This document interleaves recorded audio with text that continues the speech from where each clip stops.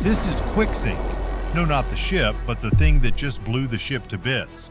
It is a single bomb that can send entire warships to the ocean floor in seconds, and Iran just built the perfect target for it.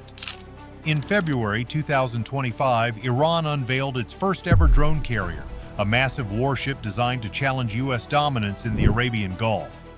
But what if this ambitious move is a colossal mistake?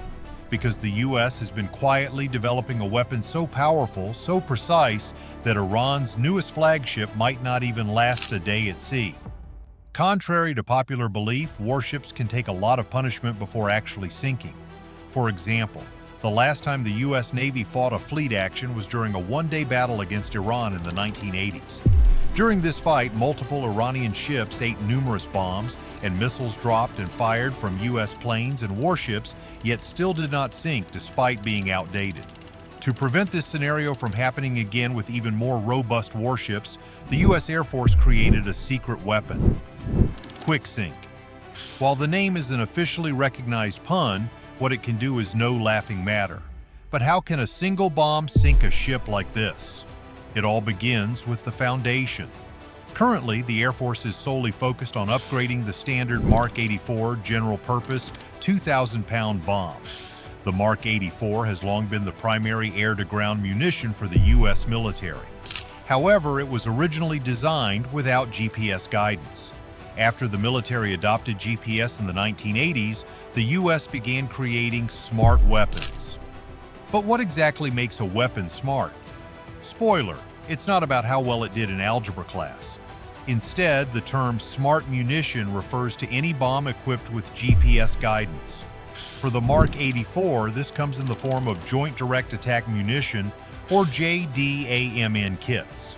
These guidance kits, as seen here, are attached to the old-school Mark 84s, transforming them into precision-guided bombs. These new JDAMs achieve pinpoint accuracy, regardless of airspeed, distance, or wind, thanks to their integrated navigation system guiding the bomb to GPS coordinates. This works perfectly for stationary targets, but not for warships. In naval warfare, ships are always on the move. Staying still is practically a death wish. Dropping bombs on moving targets is a different challenge. Although JDAMs have been upgraded to work with ground and air-based laser systems, there are issues. For one, the operator has to stay exposed to enemy fire until impact. Second, human error and conditions like thick smoke can disrupt the laser signal. Because of this, the military lacked a precision bombing method for ships until the arrival of the Weapon Open Systems Architecture, or WOSA seeker. WOSA is the key that turns a JDAM into a QuickSync. Here's how it functions. At a U.S. base, ground crew install the JDAM kits and WOSA seeker onto a Mark 84 bomb. Meanwhile, Navy P-8 Poseidon aircraft are hunting the target vessel, using visual, electronic, and radar-based tracking. Once the ship is located, based on known radar signatures, the P-8 relays this data to the Air Force, which dispatches a fighter to the ship's last known coordinates. As the fighter nears the area, the pilot scans for visual confirmation. Once the ship is spotted, the QuickSync is deployed and the pilot safely disengages. Now the WOSA seeker activates. As the bomb approaches the last known location, it begins scanning with radar.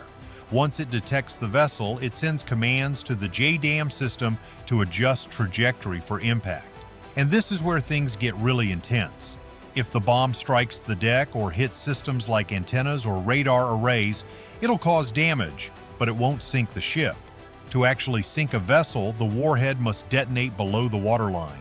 If it does, not only does it cause massive flooding, but the ship physically lifts and crashes back down on itself. This snaps the keel, the ship's structural spine, essentially breaking it in half. That's exactly what happened in this test. As seen, the QuickSync veers beneath the ship before detonating, creating a catastrophic blast. That ability to target a vessel's weakest point is what transforms this from a regular JDAM into a warship killer. And just like in the movies, Iran's newest megaship doesn't stand a chance against QuickSync. In a ceremony at Bandar Abbas Naval Base in February 2025, the Iranian Revolutionary Guard Corps revealed what they believe could challenge the U.S. Navy in the Arabian Gulf.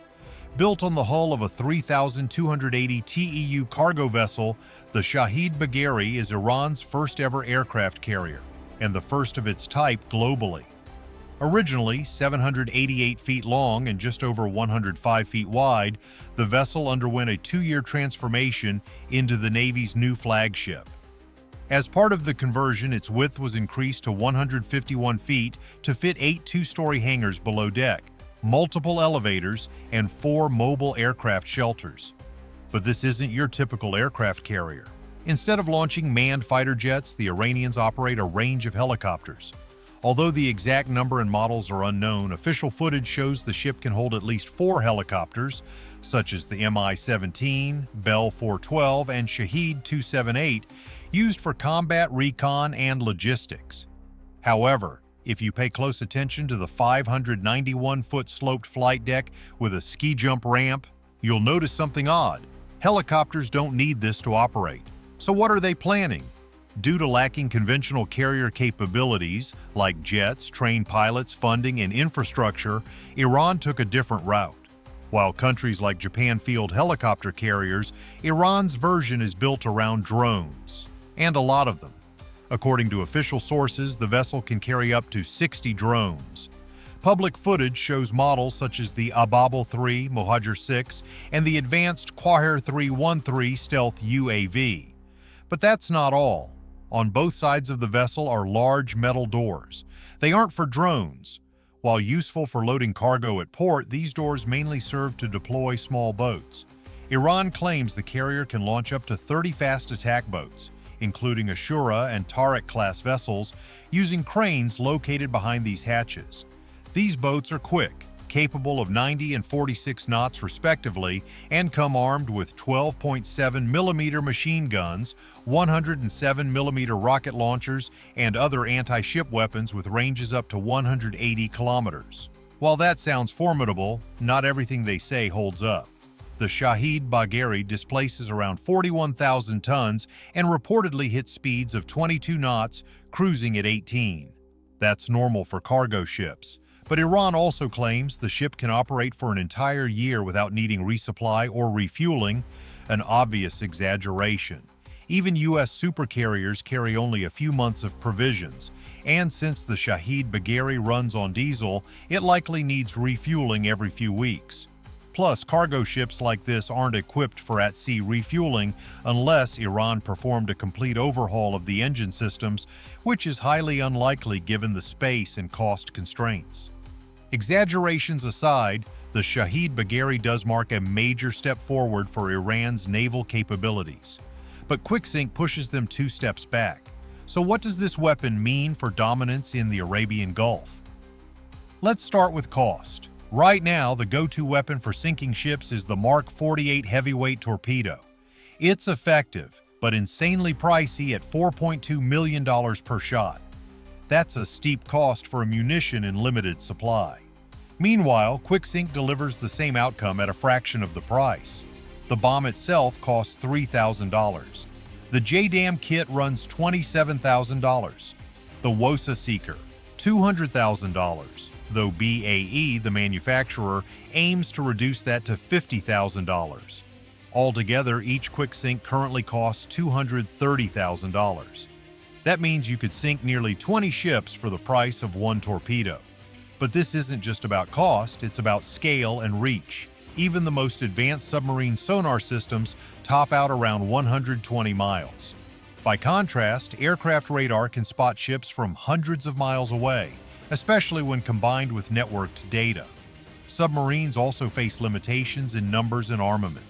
Typically, a carrier group has just 1 submarine, carrying 4 ready torpedoes and 21 spares. With QuickSync-equipped aircraft, that limitation vanishes. Take a U.S. carrier air wing. It can deploy up to 44 F/A-18s and 10 F-35s.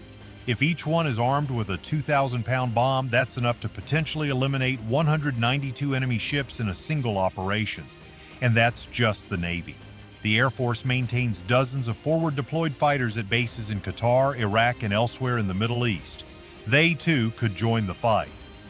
And let's not forget the 20B-2 Spirit stealth bombers, each capable of carrying 16 2,000-pound bombs across any airspace on the planet.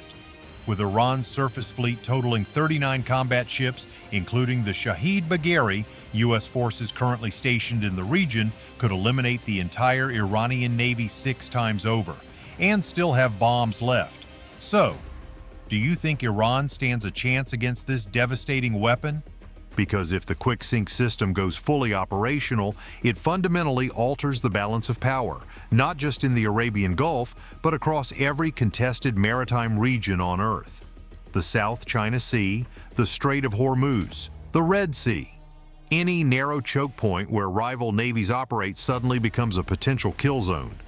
QuickSync doesn't require fleets. It doesn't need submarines. All it takes is a single fighter jet, one smart bomb, and GPS coordinates. No escort, no warning. Just a catastrophic detonation from above, turning billion-dollar warships into twisted steel on the seafloor. And it does this without risking the lives of pilots, sailors, or submarine crews in hostile waters. Iran's attempt to project power through the Shahid Bagheri is bold, but ultimately symbolic. In the face of this low-cost, high-precision threat, even the most sophisticated floating fortress becomes a liability. If tensions rise and conflict erupts, Tehran's prized carrier could go from flagship to flaming wreck in under 60 seconds. The age of naval supremacy is shifting, from massive fleets and overwhelming firepower to silent precision, stealth, and software-guided destruction. The QuickSync isn't just a bomb. It's a message that no ship, no matter how mighty, is safe anymore. One jet, one bomb, one decisive strike. The age of unstoppable warships is over. This is the power of QuickSync. For more cutting-edge military breakthroughs, subscribe to Next Gen Tech, where the future of warfare unfolds.